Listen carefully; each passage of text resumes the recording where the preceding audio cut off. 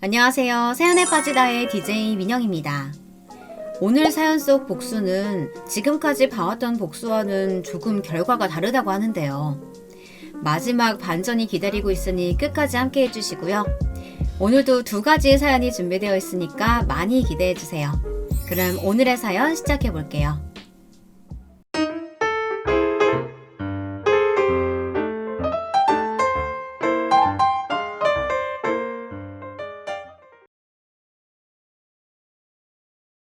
안녕하세요. 저는 60대 여자입니다. 어느새 시간이 흘러 이렇게 나이만 먹었네요. 남들은 인생사 세옹지마라고 하지만 저는 그렇게 생각하지 않습니다. 사람 사는 거 다 거기서 거기고 좋은 일이 있으면 나쁜 일도 있을 거라는 말은 제 귀에 태평하게만 들려요. 남들 사는 대로 살 수 있는 것도 타고난 팔자가 좋아야 엇비슷하게라도 살 수 있는 거지. 이게 비슷하게 따라한다고 되는 게 아니더라고요. 제가 어느 정도로 가난했냐면요. 형제가 8명인데 고등학교까지 졸업한 사람이 한 명도 없었어요. 다른 집은 장남이라고 하면 어떻게 해서든 대학까지는 못 보내도 고등학교까지는 다들 보내잖아요. 우리 집은 심지어 제일 큰오빠마저도 고등학교를 중퇴했어요. 저는 큰오빠 바로 밑에 맏딸이에요. 중학교 다니다 그만두고 시내로 나와 봉제 공장에서 일했습니다. 공장에 딸린 단칸방에서 같이 일하는 언니랑 지내면서 거의 식모살이를 하다시피 살았어요. 부모님의 성화에 못 이겨 돈 좀 벌어보겠다고 공장에 들어가기야 했지만 할 줄 아는 거라고는 없는 어린애였으니 일이나 제대로 했겠어요. 손도 느리고 매일 실수투성이다 보니 언니들이며 책임자에게 구박이란 구박은 매일 받았었습니다. 그래도 저는 어떻게든 붙어있겠다고 이것저것 시키는 일은 다 했어요. 언니들 속옷 빨래까지 했습니다.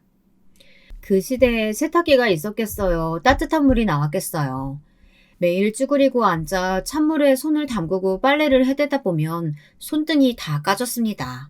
그렇게 힘들게 일하고 돈 벌어서 쉬는 날 하루 집에 가면 동생이 하나씩 늘어나 있더군요. 어린 나이인데도 부모님이 참 싫었습니다. 이렇게 가난하고 힘든데 왜 자꾸 애를 낳나 싶어서요. 집에서 배울 거라고는 없었습니다. 저를 낳아준 부모지만 어쩜 저렇게 무식하고 이기적일 수 있을까 싶었거든요. 차라리 어릴 때 집을 떠나 밖에서 생활한 게 다행인지도 몰라요. 저런 집구석에서 평생 썩었다가는 절대 제 인생에 볕들 날은 없을 것 같았거든요. 저는 비록 매일 공장에서 시단 노릇이나 하고 식모처럼 밥 차리고 빨래하는 게 전부인 인생이었지만 꿈은 있었습니다. 부모님처럼 살고 싶지 않았습니다. 저는 저만 바라보는 다정한 남편 만나 결혼해서 자식은 딱 하나만 낳을 거예요. 운전면허도 따서 애도 학교에 데려다주고 멋지게 드라이브도 다니는 그런 여자가 되고 싶었죠. 그때까지만 해도 그 정도는 제가 스스로 해낼 수 있을 줄 알았어요. 저는 10년 가까이 여기저기 공장을 돌아다니며 일했습니다. 성인이 될 때까지 버는 족족 집에 가져다 줬지만 20살이 딱 되던 해에 부모님께 선포했어요. 앞으로는 내가 알아서 내 인생 살 테니 더는 제게 인사도 하지 말고 찾지도 말라고 했어요. 당연히 부모님은 난리가 났죠. 하지만 저는 제 뜻을 굽히지 않았습니다. 제 의지는 아주 확고했거든요. 제가 그럴 수밖에 없었던 게 동생들은 다들 고등학교까지 나왔어요. 저와 오빠의 희생은 당연하게 생각하더니만 시대가 변했다면서 동생들은 고등학교까지 보내야 한다더군요. 네, 이해합니다. 하지만 그건 어디까지나 부모가 벌어서 해야 할 일이죠. 제가 구박당하고 무시당하며 힘들게 번 돈을 부모 마음대로 쓰고 있으니 언제부턴가 억울하더군요. 거기다가 툭 치면 저더러 오빠 장가까지 보내야 한다고 말했습니다. 그 말을 듣는데 정이 딱 떨어지더군요.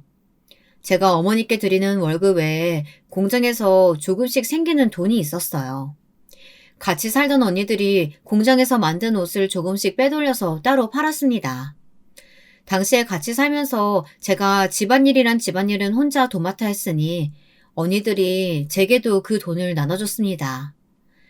사람이라는 게 나쁜 짓도 하다 보면 느는지 언니들이 몰래 가져다 파는 옷 양이 점점 늘더군요. 그 돈이 제법 쏠쏠했어요. 돈을 받으면서 하다 보니 집안일도 할 만했고요. 그 돈은 부모님께 가져다 드리지 않았습니다. 제가 따로 몰래 모아뒀습니다.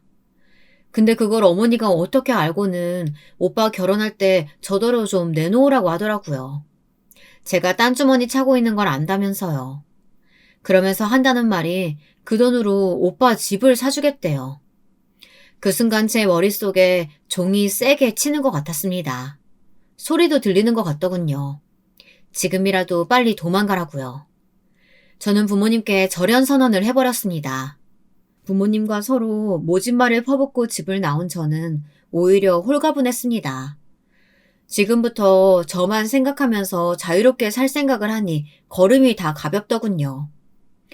완벽하게 혼자가 된 저는 그때부터 완전히 다른 사람처럼 살았습니다. 직장도 옮겼어요. 냄새나고 먼지나 풀풀 날리는 공장에서 더는 일하고 싶지 않았습니다. 재수없는 언니들 챙기는 것도 지쳤고요. 저는 큰 물에서 놀고 싶었습니다. 그래서 아예 서울로 올라왔어요. 봉제 공장에서 일한 경력을 살려 아주 크고 세련된 옷가게에 취직했습니다. 모아놓은 돈으로 아주 작은 새빵을 하나 얻어 살면서 먹고 싶은 거 먹고 사고 싶은 건 다 샀어요. 혼자 사니 정말 좋더군요. 걱정할 것도 없고 챙겨야 할 것도 없으니 정말 자유로웠어요. 데이트도 많이 했습니다. 옷가게에서 항상 예쁘게 꾸미고 일하다 보니 남자들이 알아서 꼬이더군요.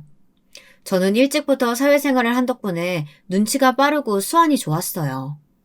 거기다가 제가 생각보다 남자 꼬시는 기술이 있더라고요. 괜히 순진하게 한두 번 만나다 정들어서 남자 손에 이끌려 식장에 들어가고 싶지는 않았습니다. 실속 있는 남자를 만나고 싶었습니다. 옷가게에 온 남자 손님들과 이런저런 사담을 나누다 보면 대충 느낌이 와요. 어디서 일하는지, 어디 사는지, 차는 있는지 그 정도는요. 제 기준은 간단했습니다. 서울에 사는 중산층 남자만 되면 한 살이라도 더 먹기 전에 무조건 시집을 가야겠다. 이렇게 마음먹었습니다. 그러다 남편을 만났어요. 남편은 제가 생각했던 기준에 딱 맞았습니다. 은행원에다가 서울 한 중심가에 부모님이 집을 가지고 있더라고요. 거기다가 30도 안 된 남자가 승용차도 있었어요. 그 시대에는 중년 남자들도 차 한 대 갖고 있기 힘든 시대였는데 아주 대단한 거였죠. 저는 남편에게 모든 걸 걸었습니다. 이 남자와 결혼하기 위해 열과 성을 다했어요. 다행히도 남편은 평생 성실하게만 살아온 사람이라 쉽게 넘어왔습니다. 하지만 난관이 하나 있었어요. 바로 시부모님이었죠. 있는 집이다 보니 저를 탐탁지 않아 하시더군요. 저는 진짜 부모님과 연을 끊고 살았기 때문에 남편에게 고아라고 말했어요. 어릴 때 부모님이 돌아가셔서 혼자 힘으로 힘들게 살았다고요. 그게 은근 남자들한테 먹히더라고요. 그래야 학교도 제대로 못 다닌 게 어느 정도 포장도 되고요. 남편이야 이미 저에게 푹 빠져 있었으니 그런 저를 오히려 더 안쓰러워하며 지켜주고 싶어 했습니다. 하지만 시부모님은 달랐어요. 부모가 죽은 게 네 잘못은 아니다만 그렇다고 중학교도 졸업 못한 건 너무한 거 아니니? 우리 아들은 서울에 있는 4년제까지 졸업했는데. 어머니, 그런 게 다 무슨 소용이에요. 제가 이 사람 많이 아끼고 사랑하는데요. 그 마음이 중요한 거죠. 지금이야 서로 좋아서 어쩔 줄 모른다지만 결혼 생활이라는 게 그렇지가 않아. 아이 낳고 살다 보면 서로 살아온 환경이 다르다는 게 얼마나 맞춰가기 힘든 건데. 어머니, 아버님, 제가 재덕 씨에 비하면 많이 부족한 거 압니다. 그만큼 제가 노력하고 살게요. 공부도 더 하라면 더 하고 시댁에 맞추라면 다 맞추면서 살겠습니다. 저는 남편과 시댁에 가보고 나서 더 욕심이 났어요. 그런 집에는 살면서 처음 가봤거든요. 텔레비전에서나 봤던 전원주택 2층 집이요. 정원까지 있고 집안일 해주는 아줌마까지 있었습니다. 이 남자와 결혼만 하면 제가 어릴 때부터 꿈꿔온 대로 살 수 있을 것 같았어요. 시부모님은 저를 보시고도 여전히 반대하셨지만 남편은 뜻을 굽히지 않았어요. 끝까지 저와 결혼하겠다고 고집을 피웠습니다. 그러다가 남편 나이가 30이 넘어가자 시부모님이 조급해지셨나 봐요. 어쩔 수 없이 결혼을 허락하셨습니다. 하나뿐인 아들을 노총각으로 늙게 할 수는 없으니까요. 그렇게 저와 남편은 결혼을 했습니다. 결혼하고 1년 정도는 시댁에 들어가 살았어요. 시부모님께서 그러기를 바라셨습니다.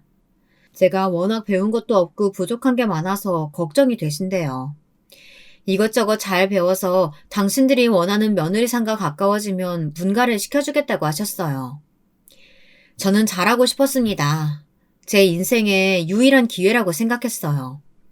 어떻게든 시부모님의 눈에 들어 이 집의 당당한 며느리로서 여유로운 생활을 하고 싶었습니다. 시작은 괜찮았어요. 제가 아무래도 가방끈이 짧은 게 시부모님은 신경 쓰였는지 검정고시 봐서 고등학교 과정이라도 마치길 바라셨습니다. 저도 좋았어요. 어릴 때부터 일만 해서 책이라고는 담쌓고 살았지만 저도 제가 항상 초졸이라는 게 창피했거든요. 저는 어느 때보다 열심히 공부했습니다. 검정고시뿐만 아니라 운전면허까지 땄어요. 그때까지만 해도 정말 행복했습니다. 남편은 제게 정말 헌신적이었어요. 제가 운전면허를 따자마자 제게 차까지 사줬습니다. 거기다가 바로 운전하기 위험하다면서 사람까지 붙여서 연수까지 몇 개월을 시켜줬어요. 저도 결혼 초기에는 경제적인 여유로움이라는 걸 처음 느껴봤기 때문에 이게 꿈인가 생시인가 싶었습니다. 그러다 몇 년 살다 보니 이런 생활도 어느새 적응되고 지루하고 밋밋하게 느껴지더라고요. 그러던 중 아들을 하나 낳았어요. 시부모님께서 하루라도 빨리 손주를 낳기 바랬지만 제가 좀 늦췄습니다. 아시잖아요. 저는 절대 저희 부모님처럼 살고 싶지 않다는 걸요. 아무리 집에 여유가 좀 있다고 해도 아이를 줄줄이 낳고 싶지 않았어요. 낳고 키우는 부모도 쉬운 일이 아니지만 제가 살아온 바에 의하면 형제가 많아봐야 좋은 건 하나도 없었거든요. 남편만 봐도 그래요. 형제 없이 혼자다 보니 시부모님께서는 아들을 위해 모든 걸 다 해주셨습니다. 저에게까지도요. 그래서 남편 몰래 피임을 했습니다. 산부인 가서 피임 시술을 받았다가 얼마 전에 제거했어요. 사실은 더 오래 하고 싶었어요. 하지만 시어머니가 자꾸 병원에 가보자고 하는 통에 어쩔 수가 없었습니다. 제거하자마자 곧바로 아이가 생기더군요. 저는 장하게도 아들을 낳았어요. 시부모님도 남편도 너무 좋아했습니다. 아들을 낳는 게 사실 많이 고민되고 걱정됐었는데 기뻐하는 가족들 얼굴을 보니 저도 너무 행복했어요. 자식을 키우는 건 또 다른 행복이더라고요. 정말 눈에 넣어도 아프지 않다는 게 사실이었어요. 매일같이 울고불고 잠을 자지 않아도 예쁜 건 말할 것도 없고 힘들게 만든 음식을 먹지 않아도 화가 나기는커녕 다른 거라도 먹이려고 애를 썼어요. 지금까지 살면서 저만 생각하며 살던 제가 자식이 생기니 달라지더군요. 누구보다 자식이 1등이었습니다. 저도 서서히 나이가 들고 자식이 생기니 많이 변하더군요. 제가 부족한 게 많다 보니 결혼하고 지금까지 저 나름대로 이것저것 참고 살았던 것들이 있었어요. 남편이 참 성실하고 착한 사람이기는 하지만 살다 보니 그런 면들이 답답한 구석이 많았습니다. 효자도 이런 효자가 없었죠. 제가 참고 넘어가야 할 부분이 많았습니다. 결혼 초 시댁에서 살다 분가를 하긴 했지만 시댁에서 5분 거리에 살았습니다. 제 팔자에 내 집이 어디인가 싶어서 처음엔 감지덕지 했었는데요. 남의 돈 받으며 편하게 산다는 게 쉬운 일만은 아니더라고요. 있는 집들이 다 이러는 건지는 모르겠지만 저희 시댁은 남편이 버는 월급을 제가 관리하도록 두지 않았습니다. 남편이 은행에 다니다 보니 남편이 월급 전부를 알아서 관리하고 제게는 시어머니가 생활비를 따로 주셨습니다. 생활비가 부족하지는 않았지만 참견이 심했어요. 매달 1일이면 시어머니가 집에 찾아와 봉투에 돈을 넣어주셨습니다. 그리고 전달에 사용한 생활비 내역과 남은 돈을 확인했어요. 처음엔 저도 당연하게 여겼죠. 그런데 이게 시간이 지날수록 힘들었습니다. 생활비로 쓰는 내역마다 일일이 잔소리를 듣다 보니 제가 스스로 결정할 수 있는 일이라고는 없었습니다. 아이가 없을 때야 장보고 쇼핑한 내역까지 한두 마디 듣는 것뿐이었지만 아이가 생기니 시어머니의 간섭이 훨씬 더 심해지더라고요. 제가 낳은 제 아들인데 먹는 거, 입는 거, 심지어 아들이 하고 싶어서 하게 해주거나 사고 싶다고 해서 사준 것까지 뭐라고 하시더라고요. 시댁에서는 저와 상의도 안 하시고 제 아들에 대한 계획이 있었어요. 남편이 어릴 때는 성실하게 공무원이나 은행원이 좋을 것 같다고 그쪽으로 보냈지만 지금은 시대가 달라졌다면서 제 아들을 무조건 의사나 법조계 같은 전문 직종으로 키워야 한다고 야단이셨죠. 태권도 학원? 한창 공부해야 할 시기에 태권도가 웬 말이야. 당장 그만두고 수학학원이나 하나 더 등록해라. 지난번에 보니까 애가 영 너를 닮았는지 수학 문제 푸는 게 더디더라고. 타고난 게 부족하면 돈을 써서라도 하게 해야지. 아직 국민학생인데 운동도 하면서 뛰어놀아야 체력이 잡혀서 나중에 공부를 하더라도 하지 않을까요? 저도 처음엔 시어머니 눈치를 많이 봤어요.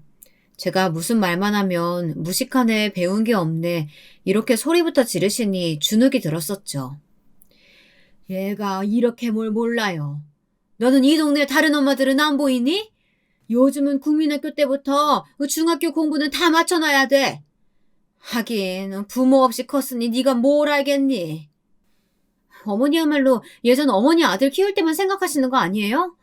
요즘처럼 할 것도 많고 배울 것도 많은 시대에 이것저것 하고 싶은 거 다 해보고 진로 결정해도 안 늦어요. 하지만 계속 바보처럼 참고만 있을 수는 없었어요. 제 아들인데 제가 알아서 하는 게 맞는다고 생각했습니다. 애가 다니고 싶다고 해서 학원 좀 보내려고 하면 공부를 해야지 태권도 학원을 왜 보내냐고 난리. 아들이 피아노 배우고 싶다고 해서 피아노 학원 좀 보내려고 하면 남자가 무슨 피아노 학원을 다니냐고 난리. 사사건건 뭐라고 하셨어요. 지금까지 항상 제가 번 돈으로 살다가 일일이 잔소리를 듣자니 여간 힘든 게 아니더라고요. 그냥 좀 뭐라고 하는 수준이면 저도 듣는 둥 마는 둥 하고 제 마음대로 했을 거예요. 그런데 시어머니는 남편에게까지 이야기해 마음에 안 드는 건 아예 못하게 했어요. 이러다 보니 시간이 지날수록 저와 남편과의 사이도 틀어질 수밖에 없었습니다. 우리 어머니 나 낳기 전까지 애들 가르치셨잖아. 애들 교육은 당신보다 어머니가 잘하니까 어머니 의견대로 해. 남편은 다른 건 다 제 마음대로 할 수 있게 해줬지만 부모님과 부딪히는 부분에 있어서는 항상 부모님 편을 들었습니다. 저희 시대에 결혼한 유부녀가 제일 힘든 게 뭡니까? 바로 고부 갈등이에요. 시부모님과 부딪히는 일에 대해서 항상 시부모님 편만 드는 남편이 저는 원망스럽기만 했습니다. 어머니가 학교 계셨던 게 언젠데 그때랑 지금은 완전 달라. 그리고 내 아들 내가 좀 알아서 할 수도 있지. 사사건건 저렇게 간섭하시면 어쩌자는 거야? 이러쿵 저러쿵 해도 우리가 부모님 도움 많이 받고 있잖아. 당신이 자꾸 어머니 말 안 들으면 아버지도 더는 우리 안 도와주시겠대. 남편도 처음에 제 말을 좀 들어주는 신용이라도 하더니만 시간이 지나자 본인도 가운데서 지쳤는지 결국은 저더러 시부모님 말을 들으라고 하더군요. 하지만 아들은 또 달랐어요. 아들에게 할머니, 할아버지가 운동이나 취미생활보다는 공부를 더 하기를 바라신다고 말했지만 애가 그런 말을 알아듣나요? 그냥 자기가 하고 싶어하는 걸 제게 해주지 않는다고만 생각했죠. 시부모님의 잔소리도 아들의 원망도 모두 다 제 차지였어요. 할머니, 할아버지가 하지 말라고 해도 엄마가 그냥 해주면 되잖아. 나도 검은띠 따고 싶다고. 나도 다른 애들처럼 멋지게 피아노 치고 싶다니까? 아들은 제 마음도 모르고 졸라댔습니다. 저도 속상했어요.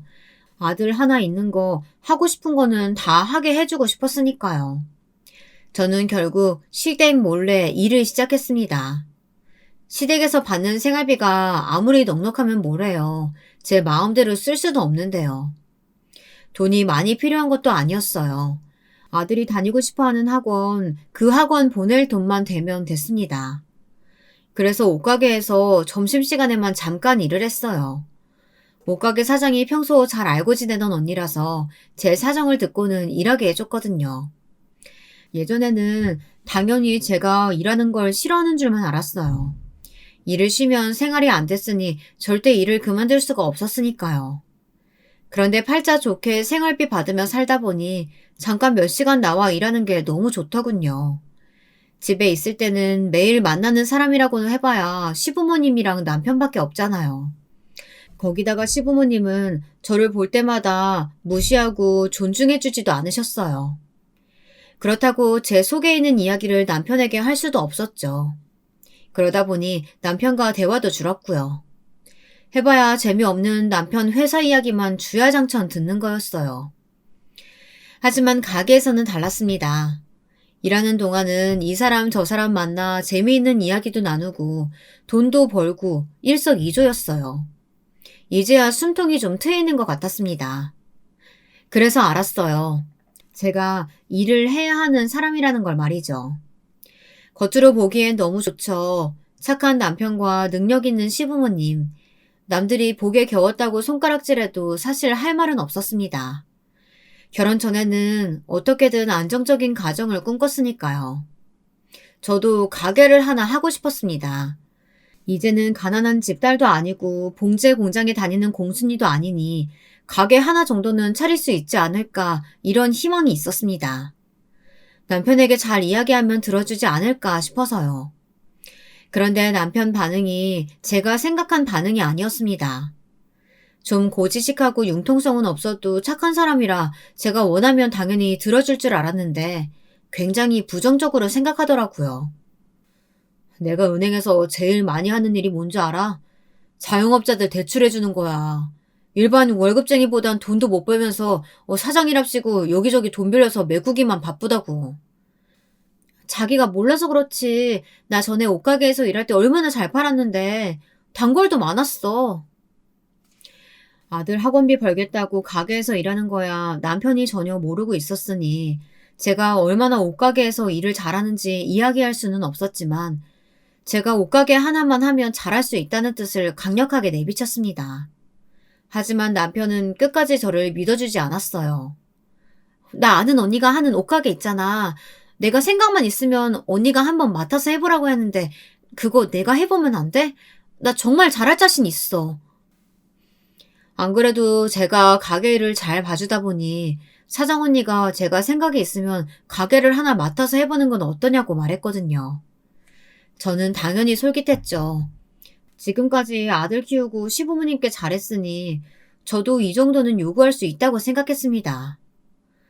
누가 당신한테 헛바람 넣었나 했더니만 그 아는 언니라는 사람이었구나. 당신이 몰라서 그러는데 옷가게가 장사 잘 되는 거라면 사장이 왜 남한테 넘기려고 하겠어. 자기가 하겠지. 그 가게 넘기고 언니는 다른 데다가 하나 더 차리려고 하는 거라니까. 그 언니 그 가게 하면서 돈 많이 벌었어.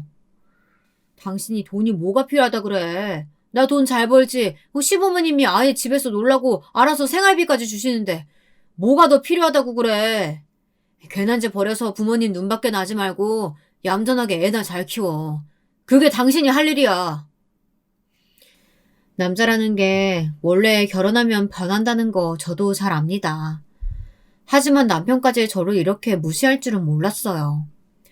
언제는 제 부모가 되어주겠다고 하더니만 몇 년 새에 말이 싹 바뀌었더군요. 저더러 내조나 잘하면서 시부모님 비위나 잘 맞추라네요. 저도 모르겠습니다. 언제나 이렇게 안정적인 가정을 갖기를 바랬으면서 저도 왜 여기서 만족이 되지 않는 건지 정말 모르겠어요.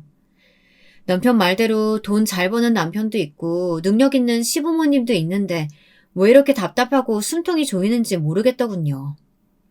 저는 정말 대출이라도 받아서 옷가게를 해야 하나 진지하게 고민했습니다. 정말 놓치고 싶지 않았거든요. 그러던 중 사건이 하나 터졌어요. 옷가게는커녕 이제 아예 파트타임으로 나가는 것도 나갈 수 없게 되었습니다. 글쎄, 저희 부모님이 다 돌아가셨다는 거짓말이 들통나고 말았어요. 핏줄이라는 게 원래 끊겠다고 끊어지는 게 아닌가 봐요. 글쎄, 어떻게 알고 저희 큰오빠가 집에 찾아왔더라고요. 제가 예전에 다니던 공장에 아는 친구가 하나 있었는데요. 제 결혼식에도 왔었더군요. 오빠가 용케 그 친구를 알아내 제가 사는 집까지 알아냈더군요. 친정 어머니가 몇 년 전부터 투병 중이셨는데 돌아가실 때가 되셨대요. 내가 부모 형제 다 버리고 결혼하고 나왔을 때 이런 거 생각 안 하고 나왔는 줄 알아? 내 남편이랑 시부모님 다 내가 고아인 줄 아는데 갑자기 이렇게 찾아오면 어떡해? 나도 너 괘씸해서 절대 찾아올 생각 없었어. 근데 자식이라고 어머니가 돌아가시기 전에 네 얼굴 딱 한번 보고 싶다는데 그러면 어떡하냐? 아니, 이 남자는 누구냐? 유부녀가 어디 대낮에 집에 남자를 끌어들여? 가는 날이 장날이라고 하필이면 그날이 1일이었어요. 시어머니께서 제게 생활비를 주러 오시는 날이요. 갑자기 오빠가 나타나는 바람에 저는 정신없어 문을 제대로 안 잠갔나 봐요. 열린 문으로 시어머니가 그냥 들어오셨다가 저희 오빠를 보신 거죠. 오빠는 시어머니가 오해하신 것 같아 불이 나게 설명했어요. 제 오빠라고요. 그 말에 시어머니는 더 놀라신 거죠. 제가 부모도 없고 형제도 없는 줄 알았는데 뜬금없이 오빠라니요. 시어머니는 믿지 않으셨어요. 분명 제가 외간 남자를 끌어들여 놓고는 말도 안 되는 핑계를 대고 있다고 생각하셨죠.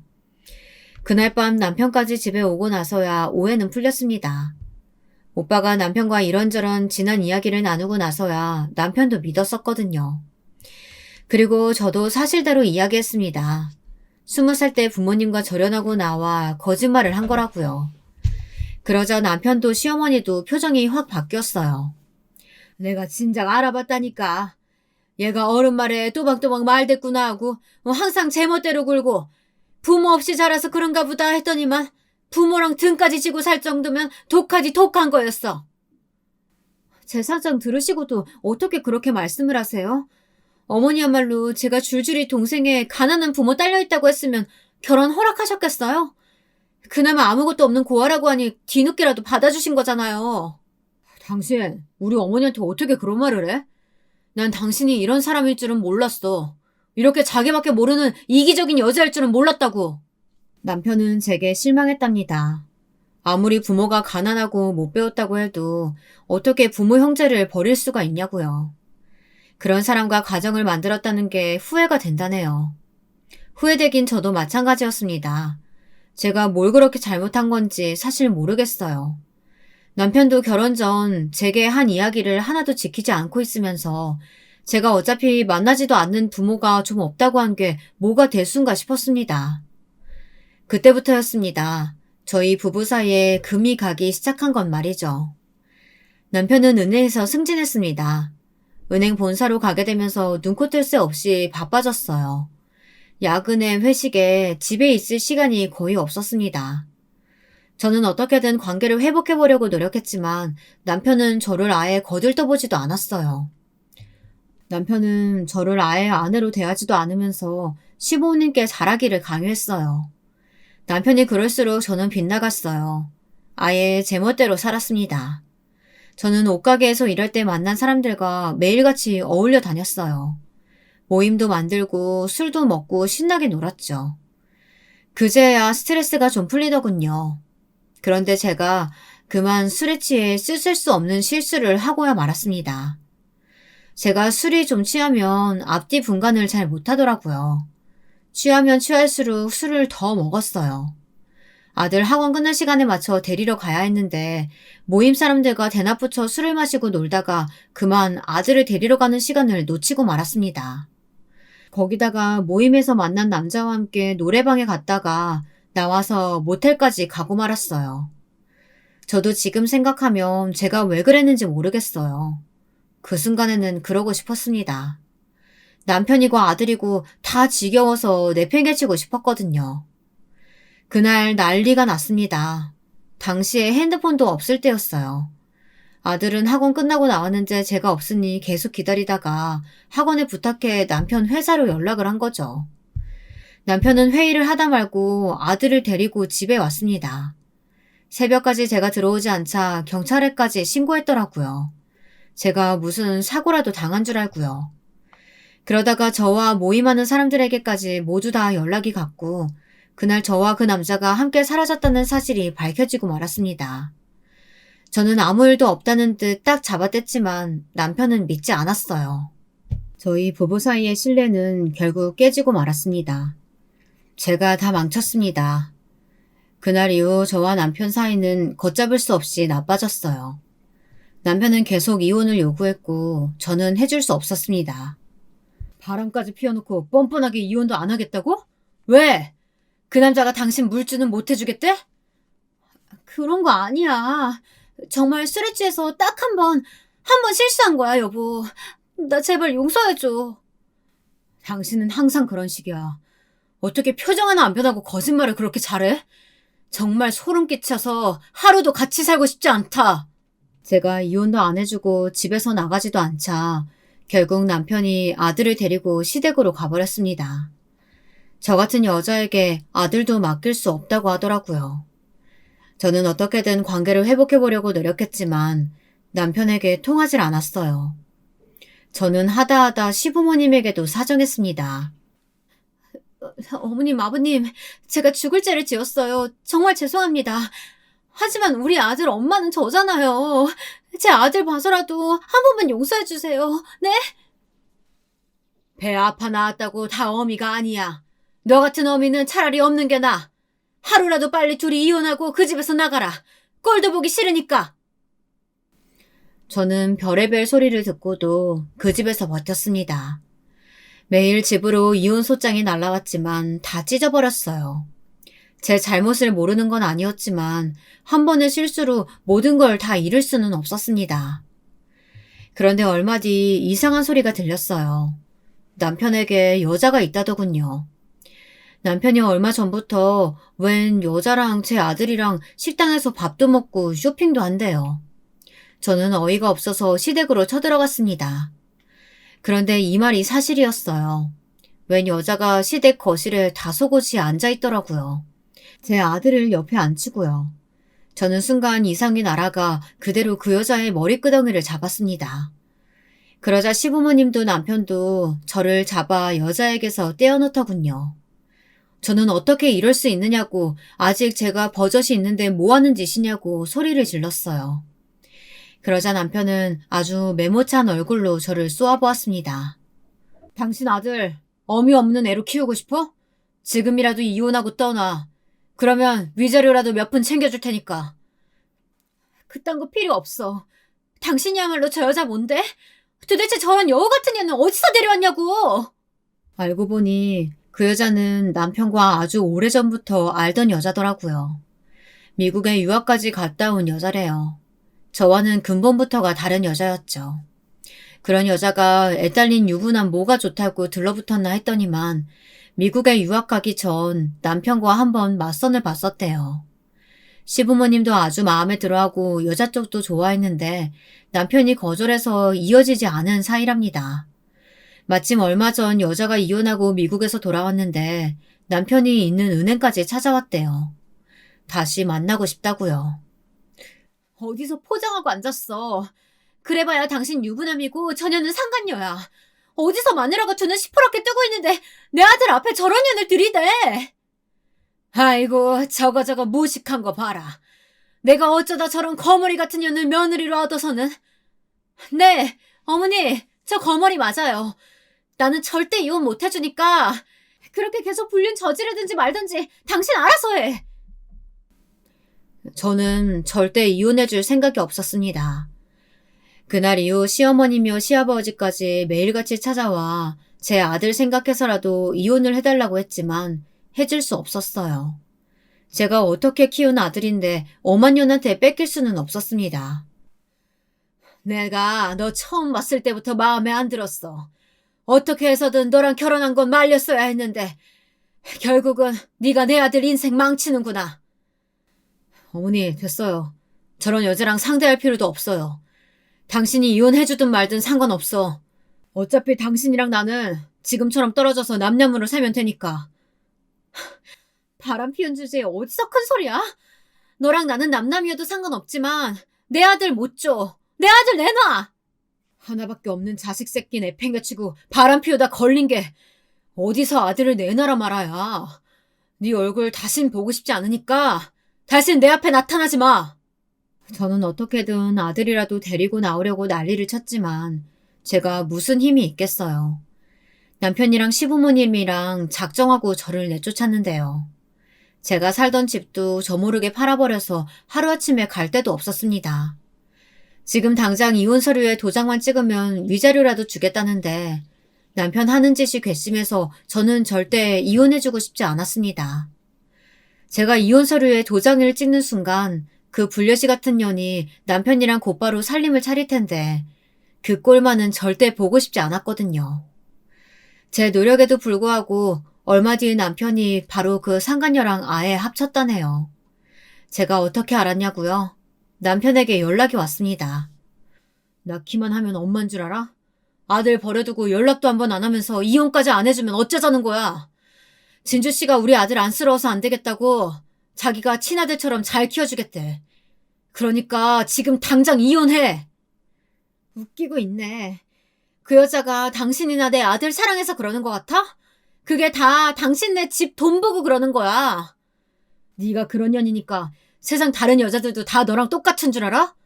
우리 진주 씨는 너랑 달라. 너보다 우리 아들한테 훨씬 더 좋은 엄마 되어줄 거라고. 그깟 상간녀가 뭐가 대단하다고. 남편은 우리 진주씨 아주 노래를 부르더군요.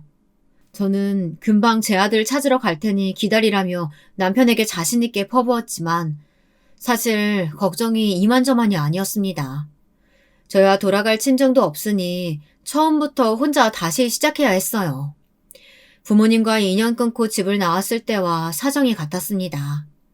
제 수중에 얼마 되지 않는 돈으로 구할 수 있는 집은 없었습니다. 저는 고시원에 들어가 살면서 옷가게에서 일했어요. 겨우 저 하나 누워 지낼 수 있는 방 안에서 매일 밤 눈물을 흘리며 아들을 생각했습니다. 얼른 돈을 모아 아들을 데려와야겠다는 생각밖에 없었습니다. 저는 집을 나와 정말 하루도 쉬지 않고 열심히 일만 했어요. 그렇게 몇 년 고생하니 돈이 좀 모이더군요. 작은 지하 월세방 하나 구하고 남은 돈으로는 작은 옷가게를 하나 냈습니다. 옷가게는 곧잘 장사가 됐습니다. 수중에 돈이 생길 때마다 저는 아들에게 옷이며 신발이며 이것저것 사서 집에 보냈어요. 그런데 인생이라는 게 제 마음대로 되는 게 아니더군요. 제가 어떻게든 홀로 서보겠다고 아등바등 하던 사이 아들은 너무 많이 커버렸어요. 고등학교에 들어간 아들이 너무 보고 싶어 아들 학교 앞에 찾아간 적이 있었는데요. 가끔 전화통화야 했지만 얼굴 본 지가 너무 오래돼서요. 야자한다길래 끝나는 시간에 맞춰 학교 앞에 서 있었습니다. 저는 학교에서 나오는 아들을 보자마자 반가워서 달려갔는데 아들이 저를 보고는 당황하더라고요. 아들 친구들도 제가 누군지 궁금해하는 눈치였죠. 이모가 학교 앞에 웬일이야? 저는 그 말을 듣는 순간 정신을 번쩍 차렸습니다. 서운하지만 어쩌겠어요. 아들 친구들이야 그 상간년 연을 친엄마로 알고 있을 테니 제가 엄마라고 하면 말도 안 되는 일이었죠. 졸지에 엄마가 둘이 되는 거니까요. 저는 애써 밝은 얼굴로 이모가 지나가는 길에 데려다 주려고 들렸다고 말했습니다. 아들은 제 말에 내심 안심하는 것 같더군요. 그날 아들을 집 앞까지 데려다 주는데 아들은 제게 미안해서인지 한마디도 안 하더라고요. 제가 먼저 말을 꺼냈습니다. 아빠 여자친구가 잘 해주냐고요. 제 말에 아들 얼굴이 차갑게 굳었습니다. 그러더니 하는 말이 제 가슴에 콕 박혔어요. 아빠 여자친구가 아니고 이제는 새엄마야. 새엄마 정말 좋은 사람이야. 나한테도 진짜 아들처럼 잘해줘. 아빠나 할머니, 할아버지한테도 잘하고. 저는 순간 눈물을 왈칵 쏟을 정도로 가슴이 아렸지만 차마 아들 앞에서 그런 모습을 보일 수는 없어 꾹 참았습니다. 그리고 애써 웃으며 다행이라고 새엄마 말씀 잘 들으라고 하고 돌아섰습니다. 저는 그날 이후 더는 아들을 찾아가지 않았어요. 보고 싶어서 학교 앞에 찾아가긴 했지만 먼 발치에서 몰래 보고 오곤 했습니다. 남편과 이혼해줬어요. 자식 얼굴 보고 나니 제가 고집 피워봐야 소용없다는 걸 알았거든요. 어차피 이미 아들은 그 여자를 새엄마라고 부르는데 제가 이혼을 안 해줘봐야 뭐 하겠어요. 저는 이혼을 해주면서 남편에게 조건을 한 가지 걸었습니다. 아들이 제가 보고 싶다고 하면 아무 때고 만날 거고 전화도 제가 하고 싶으면 수시로 하겠다고요. 아들도 이미 다 컸으니 남편도 그러라고 하더군요. 그렇게 시간이 흘렀습니다. 저는 자유로운 이혼녀의 삶을 살았어요. 옷가게를 계속 운영하면서 남자도 많이 만나고 연애도 하고 즐겁게 살았습니다. 아들과는 자주 보지는 못했지만 간간히 연락하며 지냈어요. 제 아들이 의사가 됐더라고요. 시어머니가 그렇게 전문직 노래를 부르시더니 결국은 의사를 만드셨더라고요. 의대부터 인턴 레지던트 생활하는 동안 워낙 바쁘다 보니 거의 보질 못했습니다. 제가 해줄 수 있는 거라고는 1년에 한 번 한약을 지어 보내거나 용돈을 조금씩 보내주는 것 말고는 없었습니다. 그러다 당시 제가 만나던 남자친구가 일하다 다쳐 무릎 수술을 받게 됐는데요. 저는 그래도 명색이 아들이 의사이니 연락을 했습니다. 제 친구가 다쳐 수술하는데 아들이 다니는 병원에서 할 수 있나 해서요. 엄마, 우리가 아무리 어릴 때 헤어져 살았다고 해도 그렇지. 엄마 남자친구 수술까지 부탁하는 건 너무하는 거 아니야? 남자친구가 아니고 그냥 아는 친구라니까. 그리고 아들, 너희 아빠가 재혼해서 새엄마라 사는 건 괜찮고 엄마가 남자친구 사귀는 건 싫어? 새엄마는 다르지. 친자식도 쉽게 버리는 세상에 자기가 낳은 자식도 아닌 날 친자식처럼 키웠잖아. 아들의 말에는 뼈가 있었습니다. 아들은 크면 클수록 제가 자신을 버렸다고 생각하는 것 같았어요. 그 사실을 절실히 느낀 일이 있었습니다. 아들이 결혼 날짜를 잡았어요. 저만 나이 드는 줄 알았는데 우리 아들이 어른이 됐더군요. 결혼할 여자는 같은 의대를 나오고 오랫동안 함께 근무한 동료 의사라고 하더라고요. 저는 아들이 정말 자랑스러웠어요. 제가 엄마라고 해준 건 없었지만 그래도 하나뿐인 아들이 장가간다는데 뭐라도 해주고 싶었습니다. 예물이라도 해주고 싶어 아들에게 말했더니 아들은 단칼에 거절하더군요. 저는 예전에 아들 학교 앞에 찾아갔을 때가 생각났어요. 그래서 아들에게 물었습니다. 혹시 며느리 될 아이가 저의 존재에 대해 모르냐고요. 그러자 아들이 그건 아니랍니다. 친엄마가 계시고 지금 어머니는 새어머니라고 이야기했대요. 저는 그것만으로도 아들에게 고마웠습니다. 더 고마웠던 건 아들이 며느리 될 아이를 데리고 한번 인사를 온다고 하더라고요. 저는 생각도 못했어요. 그런데 아들이 그렇게 말해주니 정말 뛸 듯이 기뻤습니다. 사람 심리가 참 이상해요. 처음엔 아들에게 결혼 선물만 해줄 수 있어도 좋겠다 싶었는데 막상 아들과 며느리 될 아이를 보니 욕심이 나더군요. 제가 낳은 제 아들인데 사람들 앞에 나설 수 없다는 게 너무 억울했습니다. 아들에게 결혼식 날 가고 싶다고 당당하게 이야기하고 싶었지만 그건 망설여졌습니다. 저는 몇 날 며칠 잠을 못 잤어요. 아들 결혼식에 너무 가고 싶어서요. 그 생각이 너무 강했나 봐요. 제가 그러면 안 됐는데 괜한 욕심에 실수를 저질렀습니다. 어느 날이었어요. 친구들하고 진하게 술을 마셨습니다. 친구들은 제 사정을 다들 알다 보니 제 아들이 결혼한다니까 축하도 해주면서 동시에 위로도 해줬습니다. 하나뿐인 아들 결혼식에도 못 가는 엄이라니 얼마나 불쌍합니까. 술을 적당히 마셨어야 했어요. 속상한 마음 반, 기쁜 마음 반 섞인 탓에 조절하지 못하고 술을 너무 많이 마셔서 진탕 취해버렸습니다. 저는 절대 가지 말았어야 할 곳에 가고야 말았어요. 술집을 나와 그대로 제가 예전에 살던 집 그 집을 찾아갔어요. 그리고 행패를 부렸습니다. 내가 아무리 생각해도 속이 상해서 이대로 참을 수가 없어. 내가 아무리 생각해도 속이 상해서 이대로 참을 수가 없어. 내가 내 배 아파서 낳은 내 자식인데 왜 내가 혼자서게 못 앉아? 당신 젊어서도 그렇게 정신 못 차리고 살더니만 결국 노망 난 거야? 왜 이래? 뭐, 노망? 당신이야말로 나한테 이러면 안 되지. 내가 바람 피운 건 잘못했지만 뭐 나만 잘못했어? 당신도 저 여자랑 나 몰래 바람 피운 거잖아. 아버지, 어머니 말 무슨 소리예요? 어머니가 바람 피워서 이혼한 거 아니었어요? 아버지도 바람 피운 거예요? 내가 이럴 줄 알았다. 시작은 내가 했지만 너희 아빠도 나랑 똑같아. 마누라가 잠깐 한눈 좀 팔았다고 자기도 똑같이 바람 피웠다니까? 그 상간녀가 바로 네 새엄마야. 불쌍해서 아들 좀 만나게 해줬더니 이 옆에 내가 어디서 고마운지 모르고 헛소리를 짓거려. 아들, 너희 엄마 말 듣지 마. 내가 말했지? 너희 엄마 입에서 나오는 소리 다 거짓말이라고. 물론 제가 남편에게 거짓말을 안 하고 살았던 건 아니지만 아들에게는 아니었습니다. 아들에게는 진실만을 다 이야기했어요. 저는 다른 걸 다 떠나 아들 결혼식에만 참석하게 해달라고 빌었습니다. 제가 아무리 잘못한 게 있었어도 아들 친엄마라는 사실이 바뀌는 건 아니니까요. 남편 말 따위는 상관없었습니다. 아들의 생각이 중요했어요.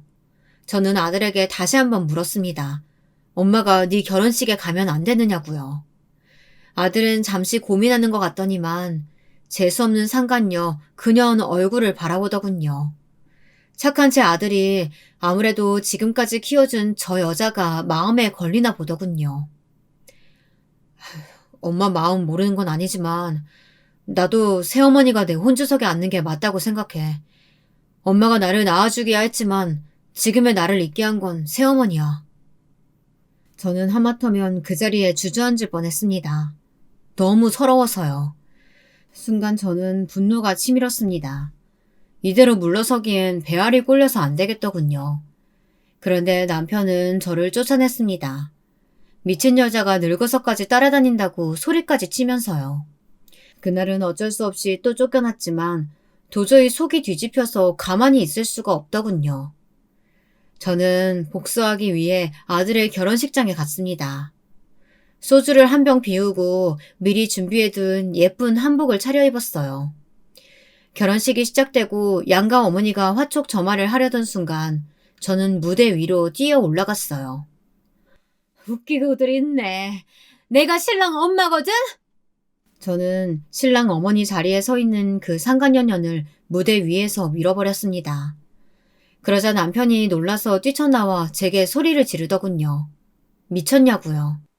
그래, 미쳤다. 완전히 미친 김에 내가 한 가지 더 알려줄까? 네 아들이 진짜 네 아들 같아? 웃기지 마. 내 아들이랑 너는 피 한 방울도 안 섞였어. 제 말 한마디에 결혼식장 안은 순식간에 정적이 흘렀습니다. 저도 제가 왜 그랬는지 모르겠습니다. 저도 모르게 지금까지 가슴속에 꽁꽁 숨겨 있었던 울분이 터지고야 말았어요.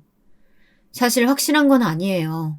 하지만 아예 틀린 소리가 아닐지도 모릅니다. 엄마, 그게 무슨 소리야? 내가 아버지 아들이 아니라는 소리야? 이 미친 옆에 내가 노망이 난 게 맞네. 맞아! 사실 제가 바람 피운 건 그때 한 번뿐이 아닙니다. 결혼하고 몇 년 되지 않아 운전 연수를 배우던 중에 제게 운전을 가르쳐줬던 선생님과도 부적절한 관계를 이어갔어요. 남편이 착하고 성실하기야 했지만 저는 남편과 사는 게 재미가 없었습니다. 저는 자꾸만 주변의 다른 남자들에게 눈길이 갔어요. 그때 그 남자를 만나면서 피임 시술도 받았던 겁니다. 그러다가 중간에 피임기구를 제거하고 나서 바로 임신이 된 거예요. 임신 사실을 알았을 때 누구에게도 말할 수 없어 혼자 끙끙 앓았습니다. 남편의 자식이 아니면 어쩌나 싶어서요. 그런데 하늘은 제 편이었습니다. 다행히 당시 만났던 불륜남이 남편과 같은 혈액형이었어요. 그래서 아들을 낳고 나서 특별히 의심받을 만한 일이 없었습니다. 저도 마음속으로는 불안하면서도 굳게 믿어버렸어요. 아들은 남편의 아들이라고요. 그런데 가슴속에 알게 모르게 그 불안이 남겨져 있었나 봐요. 술기운과 남편에 대한 복수심으로 하지 않아도 될 말을 하고야 말았습니다. 저는 나쁜 엄마였어요. 제가 받은 상처를 되돌려 주겠다고 제 자식 가슴에 피멍을 들게 만들었습니다. 그 순간 아들과 눈이 마주쳤는데 그 눈빛이 지금까지도 잊히질 않네요. 원망과 수치심으로 뒤덮여 있었죠. 저는 그 사고를 쳐놓고 도망치듯 뛰쳐나왔습니다. 그 이후로 아들에게 연락할 수가 없었어요. 연락이 오지도 않았고요. 저는 자책했습니다. 그런데 얼마 뒤 남편에게 메시지 한 통이 도착했어요. 유전자 검사를 한 결과서였습니다. 그놈의 입에서 나오는 소리는 다 거짓말이야. 내 아들이 이제는 다시는 당신이랑 만나지 않겠대. 아들은 남편의 아들이 맞았습니다. 저는 제 분을 이기지 못하고 제 무덤을 제가 파고 말았어요. 저는 그날 이후 아들에게 연락도 하지 않고 얼굴을 보러 가지도 못했습니다. 제가 아무리 파렴치한이라도 일말의 양심은 있으니까요. 그날 이후 저는 어떻게 지내냐고요? 매일매일을 후회하며 치욕스럽게 살고 있습니다. 지난날의 저를 반성하면서요. 저는 정말이지 우아하게 살고 싶었습니다. 그런데 인생이라는 게 참 뜻대로 되지 않네요. 아등바등 사람처럼 살아보겠다고 발버둥 치는 사이 이렇게 처절하게 볼품없는 팔자가 되어버렸어요. 여러분들은 저처럼 후회하지 않는 삶을 사시기 바랍니다. 지금까지 바보 같은 저의 긴긴 인생 이야기 들어주셔서 정말 감사합니다.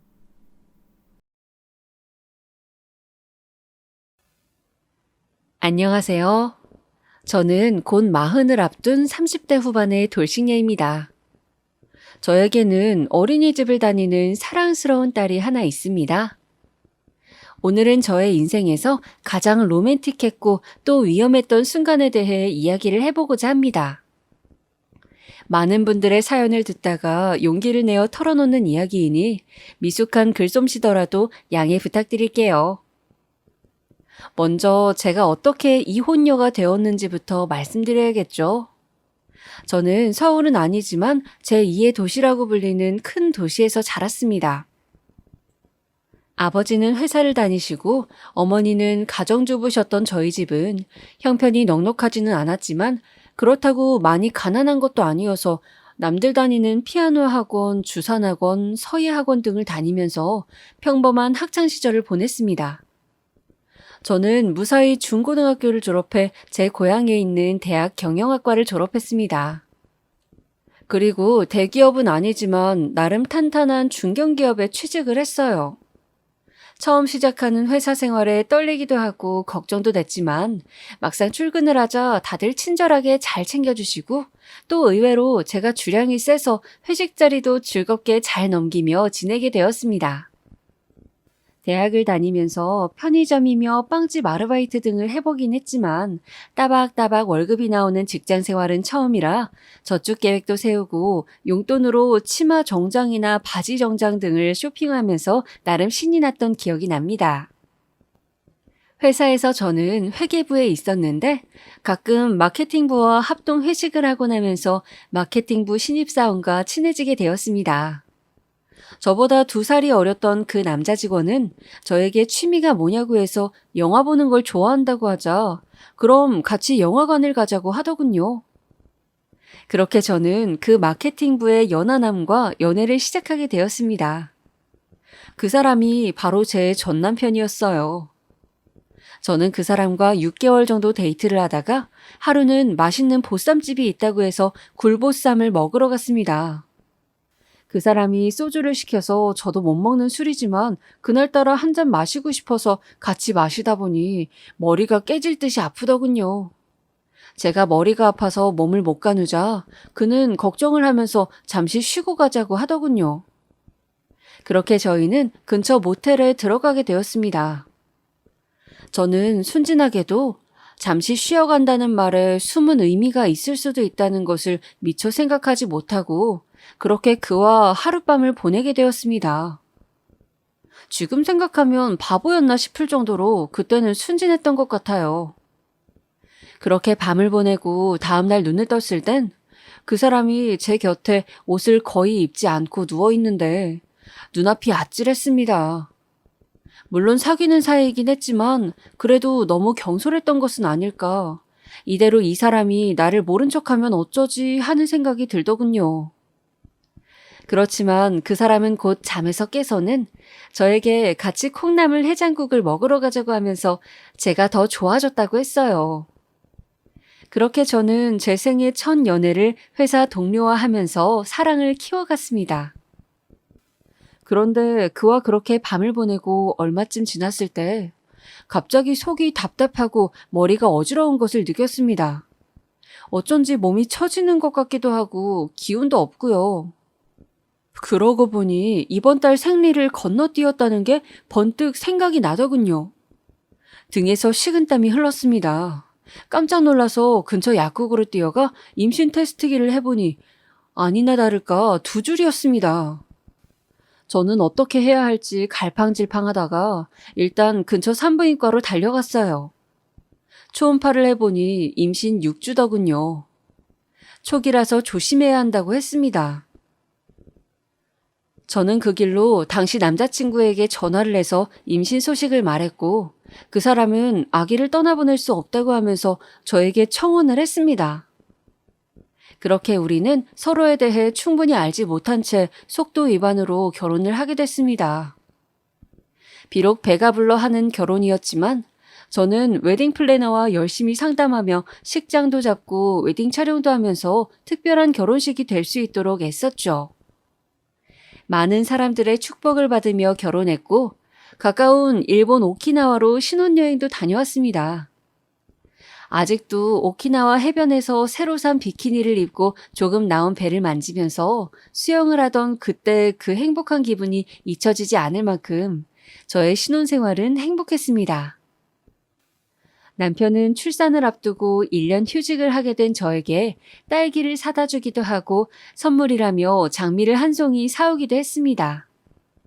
돈이 없어 낡은 주공 아파트 전세를 얻었지만 나날이 불러오는 배를 만지면서 곧 태어날 아기에게 말을 걸고 남편과 함께 아기 이름을 지으며 행복한 나날을 보냈죠.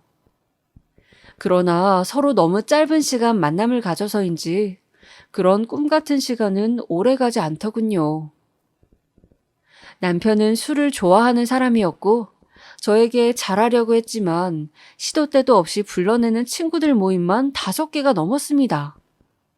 남편은 친구들과 술을 마실 때면 새벽 4시, 5시가 되어야 들어오기 일쑤였고 술만 마시면 저에게 왕노릇을 하면서 이거 가져와라 저거 해달라 하는 것이었어요. 아무리 술이 깼을 때 술 자제 좀 하라고 술을 먹고 시키는 것 좀 하지 말라고 부탁을 했지만 그때뿐이었죠. 산달이 다가오자 저는 남편에게 이번 달만큼은 언제 아기가 나올지 모르니 술자리 모임을 가지 말라고 부탁했어요. 남편은 알았다고 하고서는 그 말을 까먹은 듯 또 약속을 잡더군요. 저는 너무 섭섭했지만 그래도 내가 배가 아프다고 하면 달려오겠지 생각하며 직장일이 힘들어서 술 한잔 하나보다 이해하려 애썼습니다. 어쩐지 예정일을 앞두고 배가 땡겨오는 일이 잦아지더군요.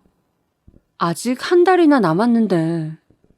저는 애써 병원에서 괜찮다고 했던 말을 떠올리며 마음을 편히 가지려 애썼습니다. 그러던 어느 날이었어요. 여느 때와 다름없이 모임에 나간 남편이 오지 않아 저녁을 혼자 챙겨 먹고 잠시 소파에 앉아 TV를 보는데 갑자기 다리 쪽이 뜨끈한 느낌이 들었어요. 하혈이었습니다. 저는 피를 보는 순간 눈앞이 아찔했어요. 정신없이 당겨오는 배를 부여잡고 남편에게 전화를 했을 때 남편은 연락도 되지 않더군요. 저는 어쩔 수 없이 119를 불러서 병원으로 갔습니다.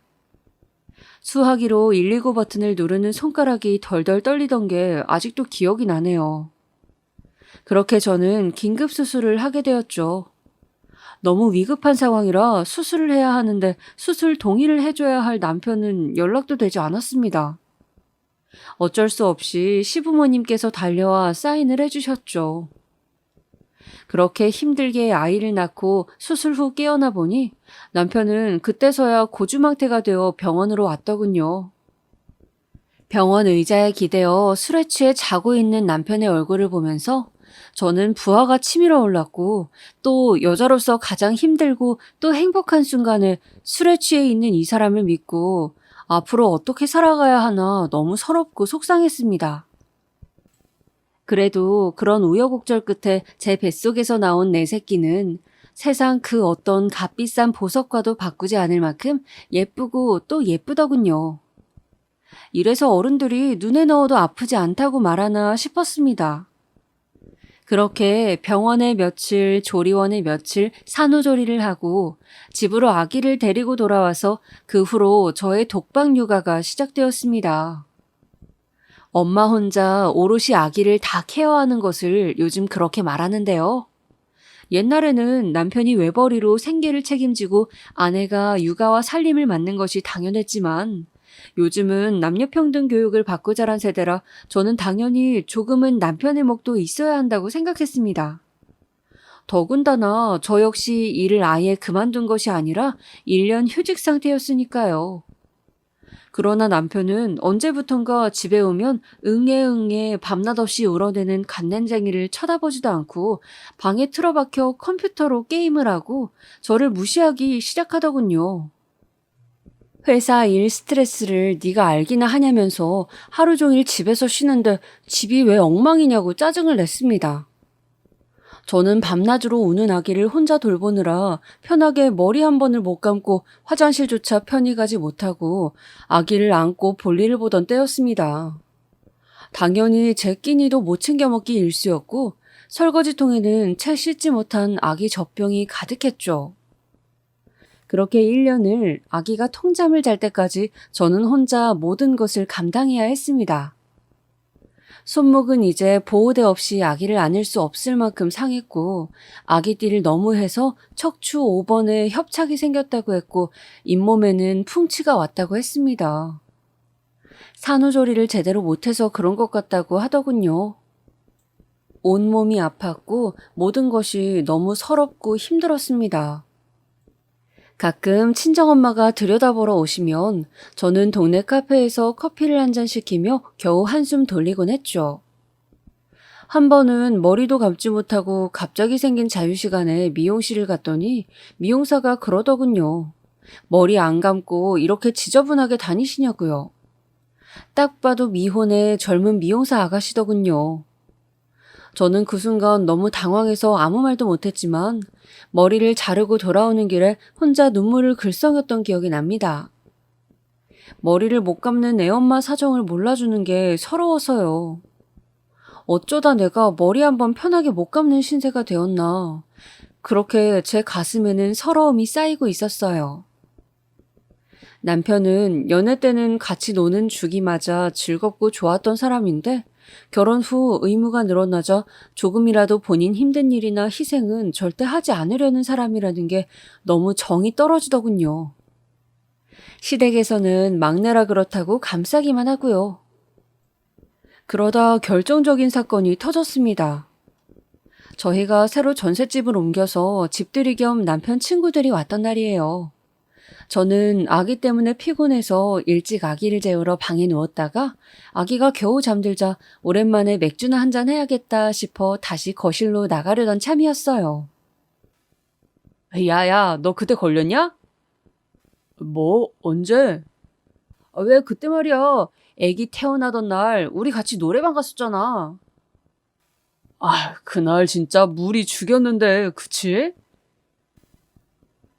당신, 그게 지금 무슨 말이야? 내가 애 낳던 날 노래방을 갔던 거였어? 아, 여보, 그게 아니라. 저는 당황하며 말을 더듬는 남편과 그 친구들의 얼굴을 보고 정말 사지가 벌벌 떨린다는 것이 어떤 느낌인지 알겠더군요. 분노가 치밀어 올랐습니다. 제가 갑작스러운 하혈로 쓰러져 수술 동의를 해줄 사람이 없어 시부모님이 달려오시고 남편은 오리무중이었던 그날, 남편은 축구팀 동호회 친구들과 고깃집을 갔다가 2차로 포장마차를 가서 술을 많이 먹었다고, 회사에서 승진한 형이 있어 기분 좋아서 그렇게 마시다 보니 배터리가 나간 것도 몰랐다고 했었습니다. 그런데 사실은 노래방에서 도우미들을 불러 놀았던 거였어요. 저는 남편이 술과 친구만 좋아한다고 생각했지 여자가 있는 그런 곳에 간다고는 감히 상상도 못했기에 갑자기 남편이 사람같이 안 보이더군요. 어떻게 자기 새끼 품은 아내가 아파서 남편을 찾을 때 폰까지 꺼놓고 여자들과 유흥을 즐길 수 있을까요? 정말로 사람에게 깊은 실망을 한다는 것이 이런 것이구나. 저는 철저하게 깨달았습니다. 인간으로서 하지 말아야 할 짓을 남편이 저에게 한 것이었죠. 그 후로 저는 아기가 너무 어리기에 그날 일을 잊으려 애쓰며 남편과 잘 지내보려 했지만 너무 실망을 해서 그런지 말 한마디가 곱게 안 나가고 남편의 모든 것이 짜증나고 보기가 싫었습니다. 계속 짜증을 내고 시비조로 구는 저를 남편은 이해하지 못했고 급기야 남자가 노래방 중 간 걸 가지고 왜 난리를 부리냐고 적반하장으로 나오더군요. 그러다가 도저히 같이 못 살겠다고 먼저 이혼을 요구하더군요. 본인이 이혼당할 상황인데 자기 잘났다고 펄펄 뛰는 꼴을 보니 정말 어이가 없었습니다. 물론 저 역시 좋은 낯으로 밝은 미래를 꿈꾸며 남편과 더는 살 자신이 없었어요. 그렇게 감정의 골이 깊어진 저희 부부는 합의 이혼을 하게 됐습니다. 아이가 어리고 제가 회사를 다니고 있는 상태였기에 양육권, 친권은 제가 가져왔습니다. 졸지에 저는 돌이 다 된 아기를 둔 돌싱이 되었죠. 그전에는 주변 지인 중 누군가 결혼 몇 년 만에 아기를 데리고 이혼했다더라. 그런 소리를 들으면 저도 그랬습니다. 어지간하면 좀 참지. 아기도 있는데 이혼해서 어떻게 사나? 남자들 사고 치는 게 한두 번이냐라고 말이죠. 그런데 제가 겪어보니 도저히 얼굴만 봐도 화가 치밀고 정이 떨어지는 사람하고는 하루도 더 살 수 없더군요. 그저 하루를 살더라도 마음 편히 아기와 행복하게 살고 싶은 마음뿐이었어요. 그리고 다행히 저에게는 복직할 회사가 있었으니까 먹고 살 문제도 해결 가능했죠. 그러나 사내 커플이었기에 이혼 후 복직을 하니 저를 바라보는 사내 시선이 곱지 않았습니다. 이상하게도 잘못한 건 제가 아닌데 모든 시선은 저를 향하고 저의 모든 행동이 이슈가 되더군요. 남편이 회사 내에 친한 직원들이 많아서 그런 것 같았습니다. 저는 버텨보려고 했지만 녹록지 않았어요. 저는 결국 이직을 했습니다. 다행히 예전 같이 일하던 사수가 소개한 회사에서 저를 스카우트해줬죠. 병행 수입 업체로 여러 가지 아이템을 병행 수입하고 중국 청도로 가서 물건을 떼오는 그리 크진 않지만 매년 흑자를 기록하는 내실 있는 회사였습니다. 제가 일에 매달릴수록 회사에서 제 업무의 비중은 더 커져갔습니다. 필사적으로 열심히 일한 덕에 제법 인정을 받게 됐죠. 이제 중국 청도에 가서 중요한 물건을 픽업해 올 때 대표님은 저를 대동하시곤 했어요. 제 조언이 물건 고를 때 도움이 된다고요. 그렇게 여느 때처럼 청도행 비행기에 몸을 싣고 출장에서 돌아오는 비행기 아니었습니다. 그날따라 출장에서 돌아오는 것은 저 혼자였어요. 대표님이 급한 일정이 있으시다고 먼저 한국으로 가셨고 저는 나머지 일들을 마무리하고 혼자 한국으로 향하고 있었습니다. 그런데 자리에 앉아 노트북으로 마무리 지을 잔업이 있었는데 분명히 챙겨온 줄 알았던 노트북 보조 충전기가 아무리 찾아도 없었습니다. 빨리 작업해야 하는 보고서가 있는데 큰일이었어요. 많이 당황한 나머지 허둥대는 저에게 갑자기 어떤 목소리가 들리더군요. 제 거 쓰실래요? 핸드폰하고 충전잭이 같죠? 고개를 들어보니 옆자리에 앉아있던 남자분이었습니다. 일 때문에 정신이 없어 의식하지 않고 있었는데 배터리를 빌리며 보니 180cm가 다 되어 보이는 건장한 근육질 체형에 쌍꺼풀이 없는 눈이 매력적인 분이었습니다. 저는 어쩐지 그 남자가 자꾸 신경이 쓰이고 호감이 가더군요. 그래도 어차피 말을 걸거나 연락처를 물을 용기는 없어서 그냥 보조 배터리로 노트북에 급한 업무를 마친 후 조용히 고맙다는 말을 전하며 속을 아쉬움을 삼켰습니다. 감사의 표시로 견과류 한 봉지를 내밀면서요. 아, 이거 간식인가요? 그런데 제가 좀 많이 출출한데 혹시 시간 되시면 공항 내려서 같이 밥 먹을래요? 아, 네? 밥이요? 뜻밖에도 그 남자분은 선뜻 저에게 배고프지 않냐고 밥 먹으러 가자고 하는 거였어요. 저는 얼떨떨했지만 배가 고프기도 했고 그분과 그냥 헤어지는 게 아쉽기도 해서 식사를 하러 가게 되었습니다. 둘 다 중국에서 며칠 있었다 보니 한국 음식이 먹고 싶어 삼겹살을 먹으러 갔죠. 제가 자주 가던 단골 가게였는데 그 집은 칼집을 낸 숙성 삼겹살과 같이 먹는 김치 칼국수가 유명한 집이었습니다. 한국에 막 돌아와 먹는 삼겹살은 정말 기가 막히더군요. 그분은 중국을 오가며 부동산 사업을 한다고 자신을 소개했어요. 중국 쪽에서 자본을 들여와서 제주도며 한국에서 건물을 짓고 펜션 사업을 할 거라고 했습니다.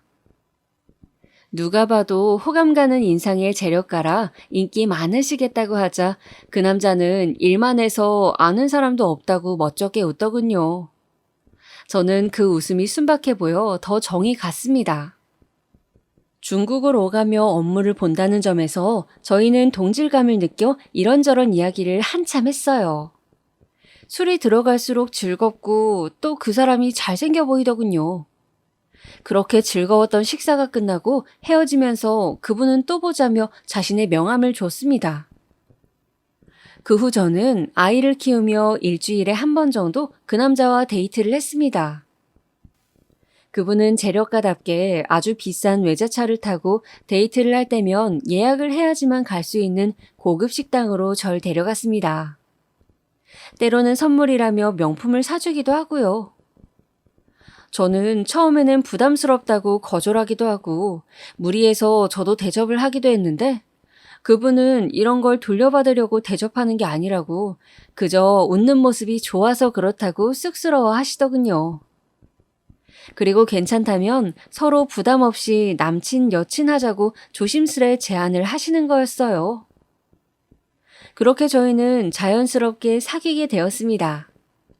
제 처지가 아기도 있고 돌싱인 입장이라 조금 조심스러웠지만 그분은 다 괜찮다고 이 나이 때쯤 되면 그런 거 신경 쓸 일도 없다며 제 마음을 편하게 배려해 주셨어요. 3살 연하였던 전 남편과는 달리 5살 연상이라 실제로 듬직하고 제가 많이 의지할 수 있어서 좋더군요. 그렇게 사랑을 쌓아가면서 저는 제 외모도 더 신경을 쓰게 되고 생활에 활력이 생겼습니다. 일하랴 데이트하랴 바쁘긴 했지만 친정엄마도 활기찬 딸의 모습이 좋아 보이셨는지 아기 많이 돌봐줄 테니 좋은 사람 같은데 잘 만나보라고 응원해 주셨어요. 만난 지 6개월 정도 되었을 때 남자친구는 짓고 있는 펜션 부지를 보여주겠다면서 겸사겸사 데이트하자며 저를 제주도 별장으로 초대했어요. 회원권이 없는 사람은 이용도 할 수 없는 최고급 숙박업소더군요. 저는 이제 아장아장 걸으며 옹알이를 한창 하는 딸아이를 그때 처음으로 데리고 갔어요. 남자친구도 아기를 보고 싶어 했고 오랜만에 제주도를 가는데 딸에게도 좋은 경치를 보여주고 싶었거든요.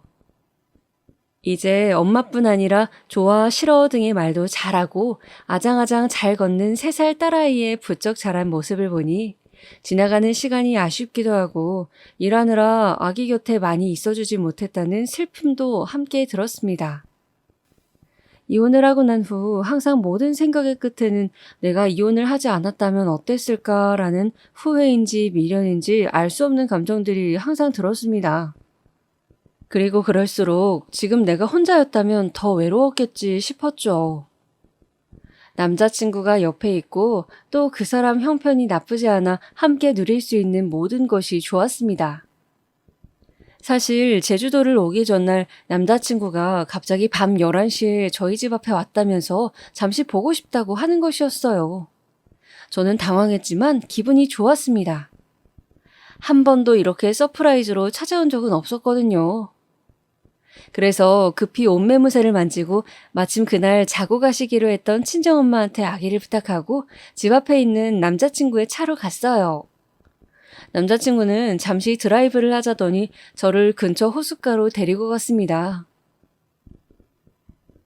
저는 혜영 씨가 제 마음속의 첫사랑 같습니다. 나이 들어서 이런 감정 너무 부끄럽고 웃기지만 진짜 너무 설레고 혜영 씨가 좋아요. 저와 결혼해 주시겠어요? 그 말과 함께 남자친구는 백화점 명품관에서 산 것이 분명해 보이는 빨간색 반지함을 꺼내더군요. 결혼 반지로 잡지에서만 보던 그 브랜드였습니다. 저는 너무 놀라 어안이 벙벙해졌습니다.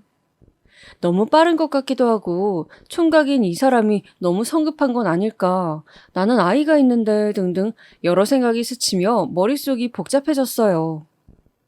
이런 로맨틱한 상황에서 마음 편히 행복해할 수 없는 제 처지가 서글프기도 했습니다. 저는 일단 성의를 생각해서 반지는 받아주겠다. 그런데 결혼에 대해서는 좀 더 신중하게 서로 생각해보자고. 일단 제 딸을 같이 키울 수 있을지 그 부분도 서로 배려가 필요하다고 말했어요. 남자친구는 안 그래도 제주도에 초대할 때 딸아이를 함께 보고 싶다고, 같이 데려왔으면 한다고 말하더군요. 제주도 관광도 하면서 제 딸과 친해지고 싶다고요. 그리고 결혼을 하면 회사를 그만두고 자신의 사무실 일을 제가 좀 봐줬으면 좋겠다 하더군요. 저는 남자친구와 미래를 함께할 생각을 하니 설레기도 하고 딸이 마음 한켠에 걸리기도 해서 싱숭생숭한 마음이었습니다. 그렇게 떠난 제주도의 고급 숙박업소에서 딸아이는 남자친구와 처음 만났습니다. 사실 딸아이는 낯을 많이 가리지 않고 어린이집에서도 잘 적응하던 외향적인 아이라 저는 큰 걱정은 하지 않았어요. 딸이 사람을 워낙 좋아하고 초면인 사람도 잘 따랐기 때문에 당연히 그러리라 생각했죠. 그런데 엄마. 아니, 시저. 지호야 안녕? 아저씨가 목마 태워줄까? 딸은 남자친구가 다가오자 팔다리를 휘저으며 난동을 부리다가 그만 옆에 있던 주스컵을 쏟아 남자친구의 바지를 버리게 하고 말았습니다. 저는 너무 미안하고 눈치가 보였어요. 비싼 옷만 사입고 세탁에도 몹시 신경을 쓰는 걸로 아는데 우리 애가 주스를 쏟아버려서요. 그 후로도 딸은 남자친구에게 인사도 하기 싫다며 계속 울어제끼는 것이었어요. 남친이 딸아이를 위해 사온 장난감도 아무 소용이 없었고 평소 환장을 하는 간식을 내밀어도 딸아이는 울음을 그치지 않았습니다. 저는 고급 숙소까지 마련해주고 호의를 베푼 남친 보기에 너무 민망하고 딸이 야속했습니다. 등에서 약간 식은땀이 나더군요. 다행히 남자친구는 아기들이 어리니 그런가 보다 하면서 원래 자기가 눈썹이 진해서 무서워 보이는지 애들한테 인기가 없다고 웃으며 신경 쓰지 말라고 했어요. 그리고 업무상 볼 일이 있어 잠깐 나갔다 올 테니 숙소에서 쉬고 있으라고 당부를 했습니다. 이따 같이 펜션 짓는 부지에 가보자고요. 저는 딸아이가 너무 자지러지게 울어서 혹시나 하고 이마를 짚어보았습니다. 아니나 다를까 이마가 너무 따뜻한 것이 열이 있더군요. 급하게 택시를 부르고 근처 소아과를 갔더니 아기가 뭔가 스트레스를 받았는지 열 경기가 왔다는 것이었어요. 약을 먹이고 많이 안아주고 푹 재우고 아무데도 가지 말라는 이야기를 듣고 저는 숙소로 돌아와 아기를 간호했습니다. 열이 끓는 아이를 간호하면서 저는 갑자기 눈물이 났습니다. 내가 남자친구를 만들고 연애를 하면서 내 뱃속으로 낳은 내 자식을 돌보지도 못했구나. 이 아이를 잘 키워내는 일이 우선인데 순간 달콤함에 빠져서 엄마로서의 본분을 잊었구나라는 생각이 들었습니다. 그리고 오늘 딸아이가 스트레스를 받은 게 엄마에게 아빠가 아닌 남자친구가 생기는 것이 싫어서가 아닐지 걱정이 되었습니다. 아직 어리고 약하디약한 이 아기를 보호해줄 사람이 나밖에 없는데 내가 너무 이기적으로 내 생각만 했구나 반성이 되더군요.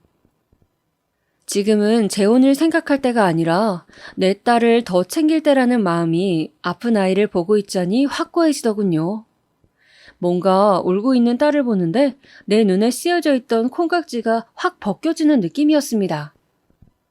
그래서 볼일을 마치고 돌아온 남자친구에게 말했습니다. 당분간은 연애만 하고 싶다고, 내가 잠시 당신이 너무 좋아서 엄마라는 본분을 잊었다고, 아기에게 좀 더 신경 써주고 서서히 아기가 우리 관계를 받아들일 수 있게 하는 게 좋겠다고요. 남자친구는 미묘한 표정으로 제 말을 듣더니 하는 수 없다는 듯 자신이 좀 더 기다리겠다고 하더군요. 그러면서 지금 약을 먹고 딸아이가 잠들었으니 룸서비스로 와인과 스테이크를 시켜 못다한 데이트를 하자고 했습니다. 그렇게 우리는 딸아이 때문에 외출하지 못한 아쉬움을 달래며 고급 와인과 입에 살살 녹는 한우 스테이크를 씹으며 즐겁게 대화를 나눴습니다. 그런데 한참 신나게 대화를 나누고 있는데 남친이 급한 전화를 받더니 뭔가 문제가 생겼는지 언성을 높이며 짜증을 내는 거였어요. 아니, 김 실장, 일 처리를 왜 이렇게 해? 내가 저번에도 이러지 말라고 했잖아. 그래, 무슨 방법이 없겠어? 언제까지라고? 알았어. 일단 내가 알아볼게. 그러고는 전화를 끊더니 아무 말도 없이 긴 한숨을 내쉬면서 그저 와인만 들이켰습니다. 저는 걱정이 되어 도대체 무슨 일이냐고 물어봤죠. 혹시 뭐 도울 일이 없냐는 말과 함께요. 한참을 말을 할까 말까 망설이던 남친은 마침내 이야기를 시작했습니다.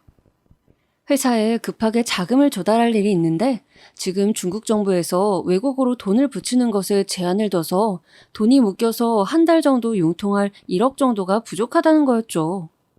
그러면서 넌지시 저에게 혹시 돈이 없냐고 묻는 것이었어요.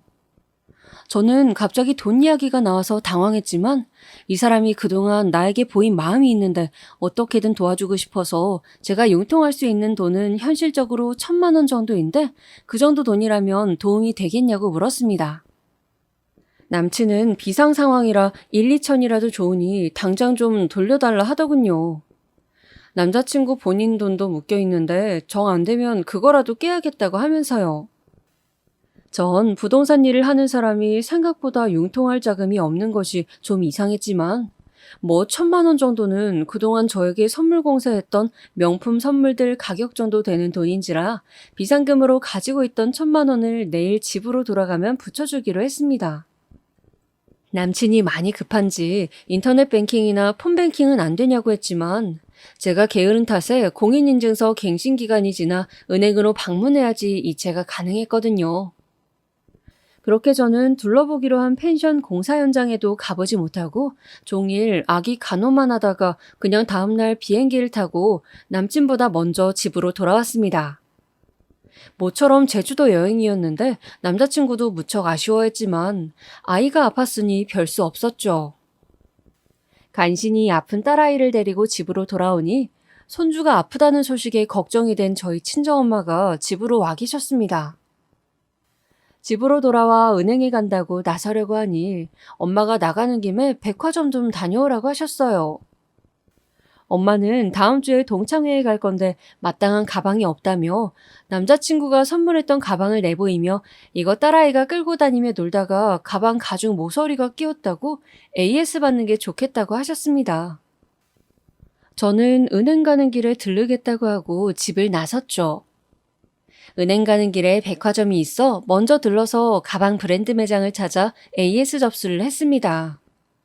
평소 명품을 즐겨 쓰지 않는 저이기에 으리으리한 매장이 좀 기가 죽기도 하고 어쩐지 어색해서 쇼핑하는 사람들과 물건을 구경하며 엉거주춤 서 있는데 곧 있으면 접수가 끝난다고 기다리라던 직원이 당황한 얼굴빛으로 매장 총괄 책임자를 데리고 오더군요.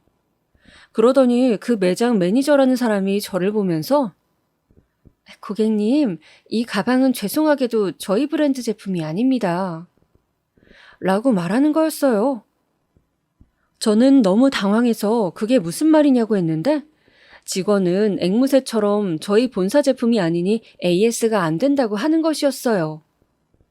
제가 그럼 가품이라는 말이냐고 따져 물었더니 처음 저를 응대한 직원이 살짝 고개를 끄덕였습니다. 저는 안 그래도 익숙치 않은 명품 매장에 기가 죽었는데 물건이 가품이라는 소리를 듣자 무시를 당한 기분이 들어 화가 나더군요. 당장 그 길로 고객 서비스 센터에 가서 직원들의 응대 태도에 실망했다고 클레임을 걸고 가품 여부를 정확히 확인하려면 어디로 가야 하냐고 물어서 명품 감정하는 곳을 찾아갔습니다. 중국에서 부동산 사업을 하는 제 남자친구가 가품을 사서 저에게 선물했다니 말도 안 되는 일이었어요. 바로 전화를 돌려 찾아간 명품 감정하는 곳의 감정사분은 가방을 이리저리 살피시더니 이 가방은 정교하게 잘 만들어진 S급이긴 하지만 이미테이션이라고 하더군요. 저는 너무 놀라 확실한 거냐고 따졌습니다. 그럴 리가 없다고 말씀드렸죠. 감정사분은 선물 받고 오시는 분들 중 가품이 덜어 있는데 가방을 잘 보시면 바느질 마무리 부분이나 로고 염색 등이 정품과 미묘하게 다르고 가죽의 결이 정품과 다르다고 했습니다. 저는 너무 놀라 마침 손가락에 끼고 있던 반지도 빼서 감정을 부탁드렸어요. 감정사분은 반지를 돋보기로 세밀히 살펴보더니 시리얼 넘버의 숫자나 각인이 정교하지 못하고 이 브랜드는 로즈골드 색상이라도 사실상 옐로우 골드와 별 차이가 없는데 이 반지는 너무 로즈골드빛이 강하다며 역시 가품이라고 판정했습니다. 저는 다리에 힘이 풀려서 명품 감정하는 곳을 나와 한참을 길에 앉아 있었어요. 뭐가 뭔지 알 수가 없었습니다. 남자친구가 그동안 보여준 재력으로 볼 때 가품을 살 리가 절대 없는 사람이었는데 머리부터 발끝까지 소위 명품이라고 하는 브랜드를 걸치고 다니는 사람인데 다들 가품이라고 하니 혼란스러웠습니다. 도저히 그 사람이 가품까지 사서 진품인 양 저희 환심을 살 필요가 뭐가 있었을지 모르겠더군요. 제가 그런 사치품을 좋아하는 것도 아니고 그런 것들을 사달라고 졸랐던 것도 아닌데 말이죠. 그때 전화벨이 울렸습니다. 바로 남친이었습니다. 여보세요? 네, 혜영 씨, 별일 없죠? 점심 먹었어요? 아기는 좀 어떤가요? 네, 이제 좀 괜찮아졌어요. 저는 잠깐 볼일 보러 나왔어요. 그런데 혜영 씨, 혹시 오늘 안에 1,000만 원 좀 보내줄 수 있을까요? 말하기 참 민망하긴 한데 한 2주 정도면 중국에서 돈 넘어올 거예요. 네네. 지금 은행으로 가고 있어요. 돈 붙이고 연락할게요. 그런데 전에 사준 토드백 있잖아요. 그거 백화점 AS 되는 거예요? 그 가방은 갑자기 왜요? 딸아이가 모서리를 긁어서 수리 맡기려고요. 그게 내가 홍콩에서 산 거라 국내에서는 AS 안 될 거예요. 비싼 것도 아닌데 그냥 편하게 써요. 내가 다음에 더 예쁜 거 사줄게요. 저는 남친의 대답에 당황한 나머지 알겠다고 지금 돈을 붙이겠다고 말하곤 전화를 끊었습니다. 그리고는 그 브랜드 매장에 전화해서 다시 물어봤어요. 매장에서는 우리는 글로벌 브랜드라 시리얼 넘버가 있기 때문에 설령 홍콩에서 샀더라도 정품이 확실하다면 당연히 AS는 가능하다고 하더군요. 저는 뭔가 쎄한 느낌이 들었습니다. 가품을 선물해서 환심을 사고 심지어 내가 솔직히 물어봤음에도 홍콩에서 사서 안 된다는 거짓말을 하다니요. 뭔가 이상하다는 생각에 저는 그 후로 남친의 연락을 받지 않았죠. 그런데 남친 역시 제가 하루 이틀 전화와 문자, 카톡을 피하자 거짓말처럼 연락을 끊어버리는 것이었어요. 저는 한동안 이 사람이 나에게 실망해서 그랬을까, 지금이라도 전화해서 왜 가품을 선물했냐고 물어봐야 하나 등등 많은 고민을 했지만 계속 연락이 되지 않다가 나중에는 없는 번호라고 하니 연락할 길이 없었습니다. 그러고 보니 남친에 대해 제가 아는 것은 처음 만났을 때 받은 명함과 전화번호 뿐이었어요. 정확한 집조차 알지 못했죠. 그런 상태로 저는 몇 달이라는 시간을 마음의 상처와 허무함을 안고 지냈습니다. 도무지 사랑이란 존재를 믿을 수가 없더군요. 저를 온통 뒤흔들어 놓고 사라진 그 남자는 도대체 어떤 사람이었는지, 밤마다 악몽을 꾸고 하루는 그가 그리웠다가 하루는 밉다가 도저히 정신을 차릴 수가 없었습니다. 그런데 어느 날 경찰서에서 전화가 왔습니다. 여보세요? 정혜영 씨죠? 여기 서울 서초 경찰서인데요. 혹시 김남현 씨 아시나요? 김남현. 남자친구의 이름이었어요. 제가 한때 사귀었던 사이라고 하자 전화를 하신 형사분은 당황하는 듯 하더니 저에게 꼬치꼬치 캐물으시더군요. 우연히 비행기에서 만났고 6개월 정도 데이트를 했으며 빌려준 돈은 없다고 하자 형사님은 정말 다행이라며 당하기 직전에 잘 피하셨다고 하더군요. 로맨스 스캠이라고 그런 수법의 일종이라고 여자 꽃뱀이 살랑거려서 남자들 돈 빼내는 것처럼 요즘은 돈 많은 남자인 척 훈훈한 외모로 접근해서 결혼하자고 달콤한 말을 하고 돈을 잠시 융통해달라고 사기를 친다는 거였어요. 제가 알고 있는 김남현이라는 이름도 가명이고 그 사람은 부동산 사업을 하는 게 아니라 그저 과거에 호스트바에서 일한 적이 있는 백수 사기꾼이라고 하더군요. 중요한 사건에 연루되어 있어 경찰이 쫓던 차에 휴대폰의 통화 목록을 입수해 저에게 연락하신 거라고요. 저처럼 그 남자에게 돈을 빌려주거나 그럴 뻔한 여자들이 10명이 넘는다면서 조심하라고 당부를 남기고 전화를 끊으셨습니다. 저는 그때 통화하면서 느낀 그 쎄함이 사실로 드러났다는 것에 놀랐습니다. 그리고 제 딸아이가 저를 위기에서 구해준 것 같은 기분이 들었어요. 딸은 뭘 알았는지 그 사기꾼 남친을 보자마자 울어제끼고 또 그놈이 진품인 것처럼 속여 선물한 문제의 가방을 긁어 가품인 것을 알게 해주었으니까요. 우연이라 하기엔 너무도 신기하고 이상한 일이었습니다. 그렇게 1,000만 원을 날릴 뻔한 위기를 겪고 저는 마음의 상처를 받았지만 애써 잊어가며 회사 일과 아이 키우기에 열중하고 있었습니다. 그런데 그 사기꾼 놈이 몇 달 만에 전화가 오더군요. 여보세요? 잘 있었어요, 혜영 씨? 나 회사 일 때문에 법적인 문제가 걸려서 당분간 중국에 있으려고요. 그때 경황이 없어서 제대로 연락 못해서 미안해요. 저기요, 회사 일이요? 호스트시라면서요. 이름도 가짜라면서? 내가 돌싱이라니까 만만했어요. 명품이라곤 써본 적도 없으니 가짜 사줘도 모를 것 같았냐고. 이 나쁜 자식아.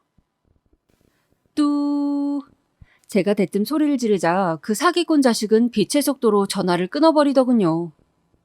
저는 그 형사님에게 전화를 해서 방금 전화가 걸려왔다고 꼭 좀 잡아달라고 말씀드렸습니다. 정말 화가 나서 그 사기꾼이 눈앞에 있다면 패 죽이고 싶더군요. 사기칠 사람이 없어서 아기 키우며 혼자 살아가는 돌싱녀에게 사기를 치다니 또 한편으론 그런 생각의 끝에 겉으로 보이는 화려함은 관심 없다고 하면서도 나도 모르게 그런 모습에 현혹되었던 건 아닐까 스스로 반성도 했습니다. 무엇보다 중요한 것은 이 모든 순간에 위기에 빠질 뻔한 나를 이제 고작 3살 먹은 제 딸아이가 구해줬다는 거죠. 그래서 저는 그날 밤 퇴근하고 집에 돌아가 곤히 잠들어 있는 딸아이를 하염없이 바라보며 결심했습니다. 앞으로는 다른 데 한눈 팔지 않고 제 곁에서 웃고 있는 이 딸아이의 미소를 지켜주기 위해서만 살겠다고요. 그것이 앞으로 남은 내 삶의 이유라고 말입니다. 여러분, 요즘 살기가 각박하다 보니 보이스피싱이다 뭐다 사기 수법도 교묘해지고 별의별 놈들이 남의 돈을 뜯어먹으려 한다고 해요. 제 이야기를 듣는 모든 분들도 조심하시고 또 저처럼 약해져 있을 때 누군가 접근해서 달콤한 이야기를 한다면 꼭 2번, 3번 신중히 확인하시길 바랍니다. 마지막으로 전국에 있는 돌싱분들, 우리 이혼에 대해서 우리 잘못이라는 생각 이제 그만하기로 해요. 지나간 일에 대한 후회보다는 앞으로 한 걸음 더 용기 있게 걸어나가는 우리가 되어보자고요. 지금까지 제 이야기를 들어주신 모든 분들, 코로나 조심하시고 오늘도 웃으면서 항상 행복하시길 빕니다.